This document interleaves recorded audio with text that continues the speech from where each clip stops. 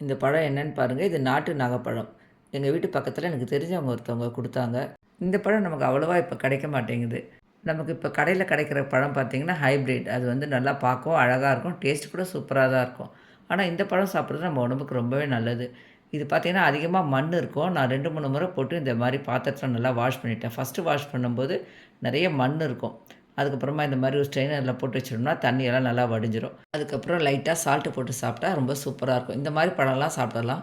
ஒரு சில பழம் பாருங்க உடைஞ்சிட்டு ஃப்ளஷே இருக்காது. பாருங்க நான் ஃபர்ஸ்ட் வாட்டி வாஷ் பண்ணதுல அவ்வளோ மண் இருந்தது. மரத்துலேருந்து நம்ம எடுக்கும்போது நசுங்குறதுனாலயும், நம்ம வாஷ் பண்ணுறதுனாலயும் இந்த மாரி ஃப்ளஷ்லாம் போயிடும். மீதி இருக்க ஃப்ளஷையும் எடுத்துட்டு நம்ம நல்லா வெயில்ல காய வச்சுட்டு, அது உள்ள இருக்க சீட பவுடர் பண்ணி சாப்பிட்டா சுகர் பேஷண்ட்டுக்குலாம் ரொம்ப நல்லது. பொதுவா அந்தந்த சீசன்ல கிடைக்கிற எல்லா பழமே உடம்புக்கு நல்லது தான். நாகப்பழமும் ரொம்ப நல்லது. உங்களுக்கு இந்த மாரி நாட்டுப்பழம் கிடைச்சதுன்னா, நீங்களும் சாப்பிட்டு பார்த்துட்டு எப்படி இருக்குன்னு சொல்லுங்க. நம்ம சேனல்ல வர வீடியோஸ் பிடிச்சதுன்னா லைக் பண்ணி சப்ஸ்கிரைப் பண்ணிக்கோங்க. Thank you.